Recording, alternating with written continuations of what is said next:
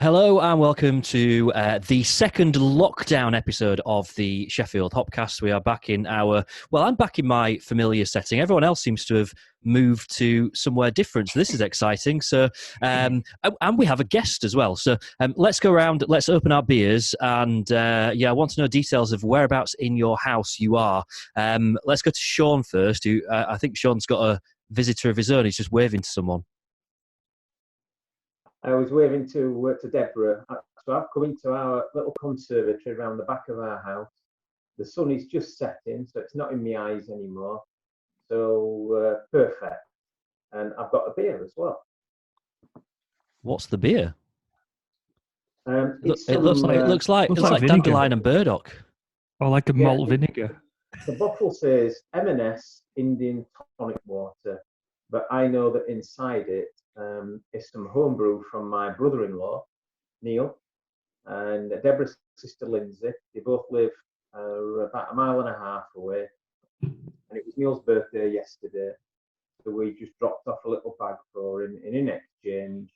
It's not my birthday, but he gave me some of his latest. In fact, it's homebrew from last autumn, and it's a blueberry and chocolate stout. Ooh. I'm looking forward to it. Yeah. Did you adhere to social distancing when you saw each other? Of course, yes, of course, yeah. And I've got myself a pint glass as well for it. So I'm going to give it. Just sterilise the bottle before handling it.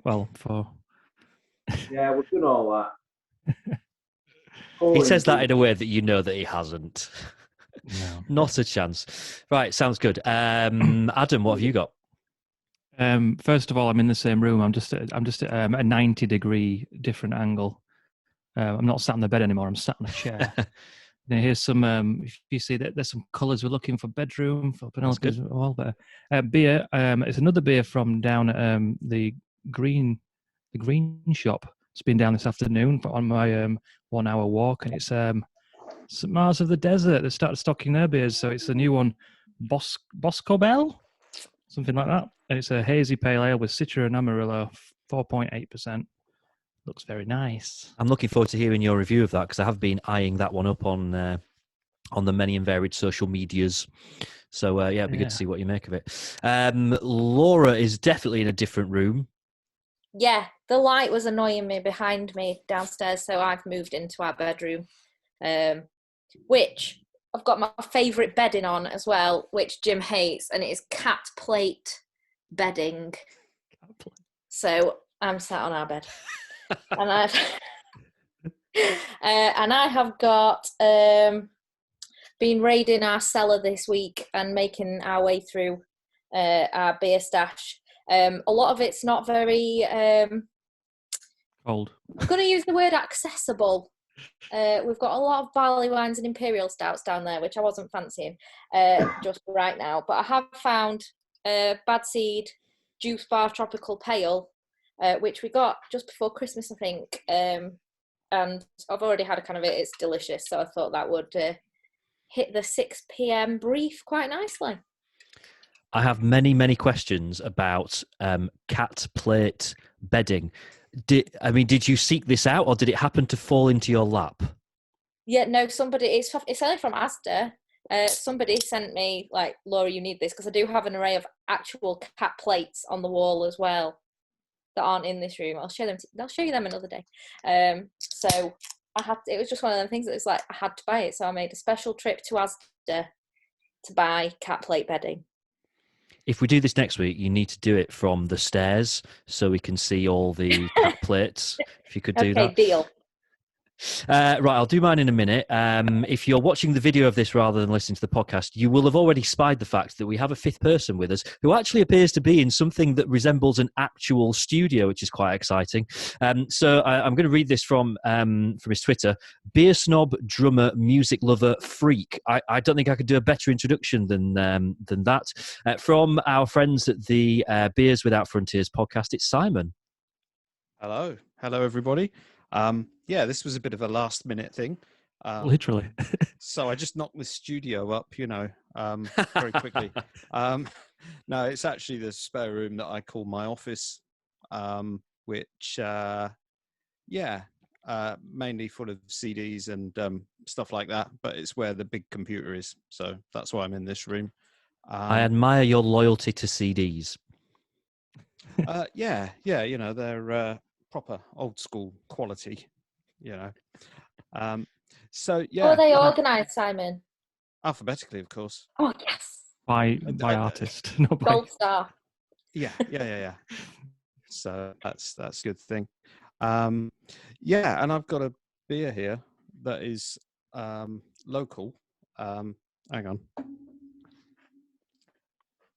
Big 660ml bottle of Ocean Drive, a beer by Attic Brew Company from Sturchley in Birmingham, who were selling some of their stuff a couple of weeks ago prior to, I think they've now done what a lot of places have done and kind of gone into hibernation, I think. But this beer is a 4.3% session IPA using pronunciation Quake yeast, the Norwegian farmhouse one anyway. Oh yes, the one it's one that's in the Aberdale one that I had this week. Right. Hop Cult Armageddon. Yeah, I don't know whether or not a lot of people are using it now because fermentation times are quite reduced with this. But this is good. The only bad thing about this beer is it's called Ocean Drive, which is the name of an awful song by the Lighthouse Family. Which I'm sure we are all now singing. Oh, James, I knew you were going to say that. I knew. No, James I quite was like it's perfect Sunday morning hangover music, the Lighthouse Family. And I actually went to Ocean Drive, and obviously, as no one else has ever done before, sang the song while I was walking along Ocean Drive, and so it carries those memories. We should put out, Simon, where you mentioned about it being a local brewery. So you are from it's kind of like the Midlands, isn't it? Yeah, the Midlands. I mean, I'm actually in Warwickshire, but you know, most of our serious drinking is done in the Birmingham area. Serious drinking, I like that. Yeah, I've gone for a beer that kind of reflects, because I'll be honest, I've not had the best of weeks. It's not been a brilliant one for me. So I picked out a beer that I thought kind of just sort of summed up the week. So this is North Brewco, and the beer is called Dazed and Awake, which kind of sums up how I feel at the moment. A bit dazed, but you know, I'm here, I'm awake, I'm alive, which is, you know, considering where we're at as a world at the moment, you know, we've got to be grateful for such things. So it's a double IPA. It's 8%. Keeping it low again, then. Well, I thought I can't remember what was it 7.8 that I had last week, but that was earlier. So this is I've kind of gone up a couple of points because it's later. What was yours, Laura? What was your strength? 8.5, I think, last week. No, this one. This week. This one's 5.3. 5.3. Okay, Sean, what's Everyone's yours? gone down. Probably could be anything. Yours, couldn't it, Sean? I can tell you it's a 1 litre bottle and it's going down beautifully. But it could be any old strength, couldn't it? It's drinking about 6%, something like that, I reckon. About 6%. So James, you're It's one of them allowed. little gravity dipstick things. James, you're allowed. It's Saturday evening. It's 6 o'clock. 8% big dip after a bad week is perfect for you. This smells Simon, absolutely beautiful. I'm also interested in Simon's on-air LED sign. sign behind there. Yeah. So is there an off-air one as well, or does it just go red when it's on air, or what? Yeah, it just switches off completely. Some friends who listen to the podcast that we do bought it for my other half, Vicky, as a present, and I just thought it was too good not to switch on right now. So there you go. Yeah, I think this embarrasses James slightly as a very much a radio professional. I thought James would have had an on-air sign. I have got a sign that's here. I don't know if I can turn it around because it's at the back of my desk. Hang on a sec. Give me a sec. To all the fiddles, we realise we've actually got two Mr. S. Clarks on tonight. Oh, is that what's coming up in the... Oh, no. We do realise that because you told us in a message about 10 minutes. No, that's what I was saying, yeah. So we realised I was filling some dead air while James... Sorry, I've had to unplug it because it does light up, but I've had to take the plug out. And it's just a sign that says, yes, I'm working hard. And it sits at the back of my desk and it is lit up, but the wire won't stretch across. So there we go. So if I change that to say on air, then, you know, we're even. You're covered for all eventualities with that sign, actually. If you swap it to on air, we don't know whether you're working hard anymore, though, James. So you're better to be more specific. Sean, I don't think there's very much risk of that at the moment. Oh, So just How out is of everyone else? interest, How's Yeah. everyone's week been? it's been all right. Yeah, I think I've just got into the groove now. I don't know, days seem to go really quick for me. I don't know. I can imagine some people's days go really slowly, but mine seem to just whiz through. And I'm at Thursday by the time I've even thought about it. And then I guess having a child at home kind of means that you don't really have much chance to think about being bored or anything like that, do you?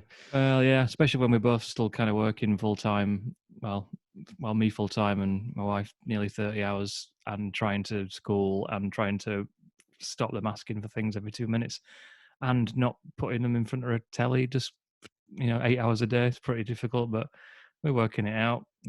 Good days and bad days, but I suppose everyone's in that same boat. I was And wondering, Simon, how are you? Sorry, Adam. So I was just wondering. Go on, you can ask anyway. But I was wondering if we're going to move to a beer of the week, are we having enough beers to to think of a new beer each week? So I've had a very good beer this week, but if anybody else has, I don't know. It's up to you. I've not had a single beer from last Sunday to that's tonight. This is I've not had a beer. We'll have to do it every 4 weeks. Then. I was going to ask Simon how things have been for you, because I know obviously you're normally off on your beery adventures, and being kind of quarantined at home is a bit of a stopper for that. Yeah, there's no more hoppy excursions going on at the moment. So yeah, I'm kind of drinking more at home than we usually do. That's not to say every evening, but yeah, I mean the last podcast we put out was actually with the guys from Attic, the beer that I'm drinking at the moment, and we recorded that like a couple of weeks before this all kicked off. So it's kind of weird. We haven't actually recorded anything for a while. We normally put stuff out every month. So yeah, we're going to be kind of doing the same format as what you guys have been doing, which seems to be working okay with the modern technology and all that. So yeah, it's quite fun. It's a bit of just like a dry run for you. yeah. I mean, I'd never even heard of Zoom before about 2 weeks ago. I don't think anybody had. Yeah, I just thought it was the same company that makes the little recorder that I record our podcast on, and then it's like, what's this video conferencing thing all about? Is it the same? Do we know if it's the same company as the? No, I don't think so. No, I have it's to not. double check. I'm saying that. I'm pretty certain it is. I remember when I first came across Zoom that I looked up to see whether or not they're the same company, and I don't think they are. But if you see the graph of this Zoom's shares in the last couple of weeks, it's absolutely astronomical as to how high their shares have gone. It's about the exact opposite of my pension. I think everybody's at the moment. Yeah. If you haven't looked, don't. Pension. This is foreign. Has Adam's voice changed for anyone else? Yes. I was going to say that. All of a sudden, you've got all deep and soulful, Adam. Okay. That is very funny. Well, I'll have a listen back. I haven't got headphones on, have I? So. Oh, it has, yeah. You sort of sound a bit like... No. It's like male Miranda Hart. On all like deep and thanks. Yeah. That's just what it reminds me of. Can someone send Sean a microphone for next week? Your voice is hilarious. This is very impressive. This is it's obviously it's like a setting or something that like the actual pitch of your voice has changed. Either that or the beer you're drinking is doing something very strange. It's very good. One of my favourite things in the news this week has been, all the people who've been on work meetings or things like that have put filters on that they can't turn off. So there was like a woman that accidentally made her face a potato for an entire meeting. And there's the priest in Italy that thought somebody was doing it as a joke, and he didn't know what he'd done, and he'd like be a wizard for a bit, and then he'd have some sunglasses on, and he was delivering mass with all these filters on his face. And yeah. Did you see the one of the guy who must have thought his camera was off, and in the middle of this work meeting just stands up and he's stark bollock naked and just wanders around the room? That's quite amusing. Oh, no. Yeah. That is I've heard worst it's nightmare stuff. Not suitable for work normally means a video clip, not like, well, live. Sean, so this week you've launched your kind of all new Beer Central. So yeah, the beginning of the week started slowly, but the Moor Market closed last Saturday to the general public. So I went into work on Tuesday just to check things out, and obviously no customers in there, very few traders. So we're now able to operate safely from our warehouse round the back. And so I've been itching to start ordering new beers and things. So we've decided just to do a one-person operation, just me, going in next week. Got new beers ordered and coming in. We've got lots of orders for our thrifty 50 boxes. So lots of deliveries to do on Thursday and Friday. And so that's been good. Yeah, I was getting a little bit bored. That's been good. I've been to see a brewery on Thursday to deliver safely and collect some beers as well. So it's been a bit more fun this week in the sense of beer, whereas the week before was just nice, relaxing. But we're back on the beer again now. Is this any better? Your voice? Yeah. Keep talking. Hello. Yeah, you sound normal. Yes, again. that's. Yeah. What had you done? Your face has changed now, madam. Well, the settings Have you got a like potato filter on? in my mouth. It's like a big potato in my mouth. Mr. Potato, yeah. No, good. I think it might be using the computer microphone rather than my microphone, something. Ah, right. Even though it said use same as before, which is, I don't know.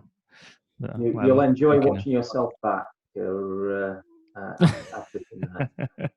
It is quite amusing. So yes, James, we're all good, and I'm starting back at work on Monday.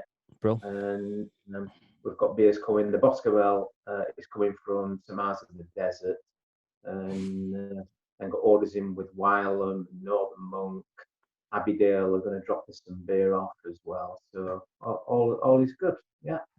I mean, I don't know whether or not, I guess probably a combination of everyone that might know the answer to this, which is how breweries are kind of doing in terms of continuing to make beer, because obviously, you know, there's restrictions in place. I'm getting from a financial point of view, there's kind of a few sort of questions there as well. So, I mean, Sean, are you finding that it's more difficult to get hold of beers from breweries? Are they kind of slowing down operations, or is it full steam ahead? It is more difficult, yeah. So quite a lot of suppliers have closed. A number of breweries are still open, but basically just shifting remaining cans and bottles of beers that were already brewed prior to the more intense sort of nature of the virus outbreak. We even had beers ordered this week, and then 3 hours later they've been cancelled. And so there's been a lot of ups and downs, and lots of different breweries now all operating slightly differently. Whereas normally it's more organised and more consistent and more easy to predict. Now it's up and down and all over the place, but breweries are still supplying. And what's happening now as well, of course, is that we're now able to buy even more beer direct from breweries who are keen to distribute and use couriers. So that's changed the nature of things in a matter of 2 weeks. A lot of breweries still owe a lot of money as well. So the nature of ordering and paying for things has also changed. But we're fitting into it nicely, and I've got lots of good beers coming next week. Not that much stock left in the shop, but lots of new stuff coming next week. And these thrifty 50 boxes seem to have caught people's imagination. We're trying to deliver a couple of weeks worth of beer to most people, 50 quid, I suppose. but deliver 2 weeks worth of beer, so we can get round and see more people rather than doing individual journeys for 4 cans and 8 cans and 10 cans, and ruining the environment even more. So we're trying to deliver a little bit more to people every couple of weeks rather than running all over the place. So that'll kick in next week. With you saying about people, you've been able to get beers more direct now. Do you think it's had an impact on people like James Clay and stuff? I don't know whether that's whether their business was.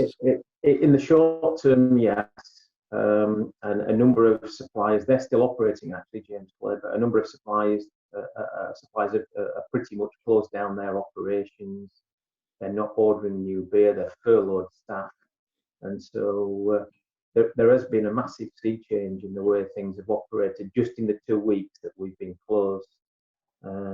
Laura may shed some light on that, of course, when we were talking last Sunday. And I think you said, Laura, that you normally brew 10, 11 times a week, and then you've shifted it down to 1.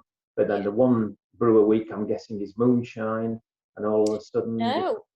Oh, right. I was thinking the moonshine. Yeah. Were Yes. moonshine. Yes. No, we will need to brew some more at some point, but we've been brewing stuff that we were going to brew anyway, but that's going to go into cans. So we've done like a new Serenity. We've done changed a special that we were going to do to make it more can friendly. And we just kind of upped the packaging and brought the brews down in accordance so that we can package into can anything we're making at the minute, really. But yes, there may be a moonshine brew in the pipeline. Are a lot of breweries now fighting for canning space and canning availability, or is that dropped off and that's relatively easy to organise now? I don't know really. Because we've kind of got an arrangement with the mobile canners that we use that they come every week anyway, so we've carried on. So we've not seen a difference there, and we're lucky that they're still operational at the moment as well. But whether they've had increased demand or, you know, I suppose for every new brewery that wants to can something, they may well have a brewery that's decided to shut. So I don't know, but from our perspective, it's kind of business as normal. That's the one thing that is kind of happening as it usually would for us. So yeah. Laura, just before we leave the topic of moonshine, April Fools, discuss. It was after midday. It was not after midday, Sean. I'm sure the post was after midday. It was 10 to 12 when I posted it. Oh. I'm saying no more. I refuse to confirm or deny the existence of moonshine in can. You can't do this to us. 10 to 12, you've already confirmed and denied the rumour. 10 to 12 gives us the clue. I am maybe it's a double bluff. Maybe we're all supposed to think it was an April Fool's, and then when it actually arrives and moonshine in cans becomes an actual thing, and we're all like, "Oh wow, it wasn't a joke after all that." Who knows? Who knows? For Simon's benefit, I think you pretended that moonshine had gone into cans, and moonshine's kind of Sheffield's kind of staple cask session beer. I saw the tweet. I just totally believed it because I've maybe been outside. Why would you know? It was a good picture. Yeah, why would you think any otherwise, really? I just thought, there's loads of other good cask ales, like, I don't know, Track Sonomas in cans. So it was totally believable. So I'm a bit like, oh, it's not happening then. So I'm just confused. It might upset your traditionalist, though. I think it's kind of got a hardcore cask following, hasn't it? I don't know whether they'd be pleased or upset to see it in can. Well, time may or may not tell, Adam. Brilliant. Simon, so what's it? Obviously, I think we're all quite fortunate in terms of the fact that, you know, being in a city means that the flow of beer how we get it has changed a bit, but it's certainly still there. So what's it been like for you in terms of actually getting hold of beer? As it stands at the moment, it's not that available. I mean, certainly in Warwickshire, it's a very traditional sort of area. So most of the traditional breweries, you know, most of their output is cask anyway. So I think a lot of them have just kind of seem to have gone a bit silent. I mean, they're not the most loud on social media anyway, but certainly the breweries, even the more kind of newer, small ones in Brum, like these guys, Attic, I think they're kind of gone into hibernation, as has Glasshouse, who we really rate, and down in Coventry, we've got Twisted Barrel, who they're still operational. They're out delivering stuff, but I don't think they're brewing at the moment. I think, like a lot of places, they are getting rid of the stock that they had because they run their own tap rooms. So they've got quite a lot of other stuff, and they're just at a point now of putting a website up like 2 days a week, taking orders, and then going out and delivering them. But I don't think they're currently brewing. So it just seems to be very much a case of hibernation. And so as this goes on, maybe the next few weeks, it'll be a case of independent beer, certainly in the Midlands, will actually start to become rarer and rarer. And I don't want to go buying beer at supermarkets, but if it's the only place you can find it, then I'll have to cross that bridge when we come to it. But yeah, it seems like just gradually, one by one, they're going to sleep. So it's not good at all. But and obviously, I want to support independent, and that's what I'm kind of trying to do. But it's good to see a lot of this is on a more national level. There's a lot of breweries like North and Cloudwater and people like that are doing NHS discounts and stuff like that, and they seem to be sort of carrying on, albeit at a slightly reduced production rate. But yeah, interesting times for sure. Yeah. I mean, here we've obviously we've talked about what Sean's doing with Beer Central, and I think if we went through kind of the list of what all different places are actually doing in Sheffield, it would be quite exhaustive, because it does feel like there's quite a few places doing it. We know Hop Hideout are kind of back operating, doing deliveries. Archer Road Beer Stop have taken stock from some local pubs to kind of shift their beer on rather than it going to waste. So it does kind of feel in Sheffield, as we kind of as a city sort of get to grips with the situation that we're in, that I suppose we're quite fortunate in terms of the fact that getting hold of beer is seemingly it's not being hugely disrupted. It's just how we get it, and it not being as instant as it always has been. But ultimately it is still there. I think in Sheffield as well, it's a city that's always been really proud of its independent businesses generally. So like today, on our walk today, we went to Portbrook Deli and Forge Bakehouse to collect things that we'd pre-ordered. So they're obviously like little independent non-beer related shops, but they had very polite, socially distanced queues outside, and as much as the supermarkets did. So I thought that was quite nice to see, really, that people are still really keen to support the smaller business end of things more widely. I mean, at Abbeydale, we've certainly seen it, like the kind of the response that we've had has been largely really, really positive. We've had to change what we do and adapt a hell of a lot, but people do seem genuinely appreciative that we are still trying to keep going and get beer out there and all of that kind of thing.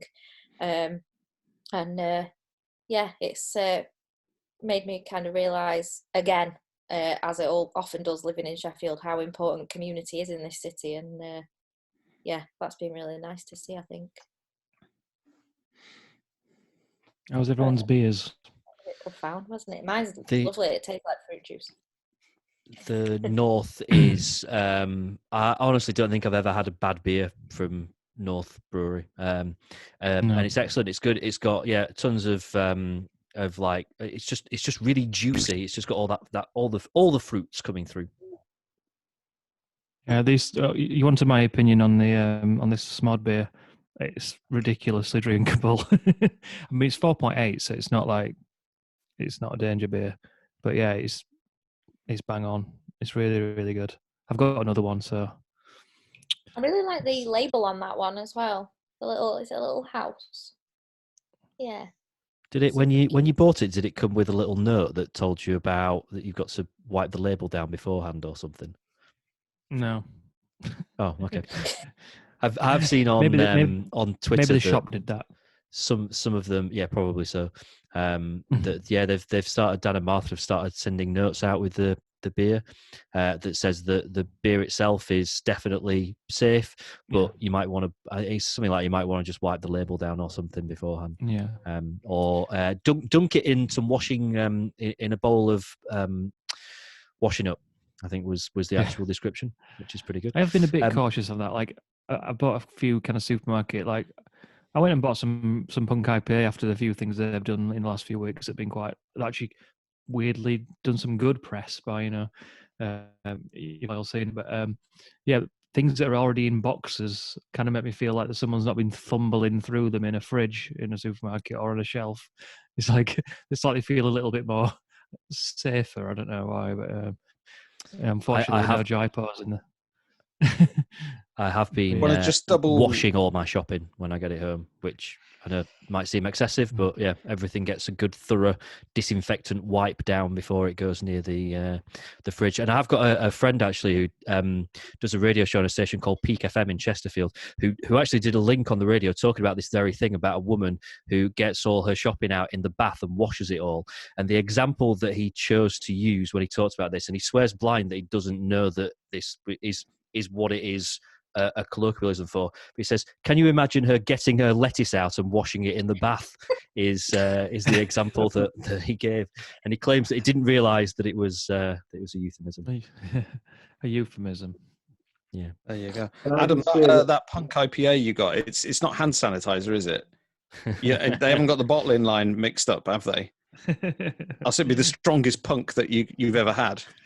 So I've not had it for a while, and it was tasting all right actually. Adam, have you seen the video of the beer that has or pretends to have helium in it, and so they go all sweet? Yeah. Well, the Boscobel has a reverse helium. Does it sound like me? Is that what I've been drinking basically? You roll these.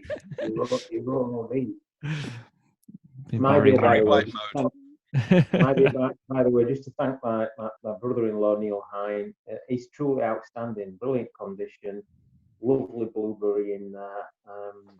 As good a homebrew as I've had for probably my favourite homebrew of 2020. Actually, we get a lot that dropped off. That's praise indeed. Praise indeed. Right. I mean, I guess that's going to pretty much wrap us up for this week. We kind of made a bit of a weekly thing of this. Next weekend is Easter. Not that particularly means anything at the moment, because it'll just be a 4-day weekend at home as opposed to a 2-day weekend at home. But yeah, I no doubt we'll get back together next weekend. We can all get a cream egg for next week, surely. I had one today. Oh, Adam, that's it. It's stuck in your throat.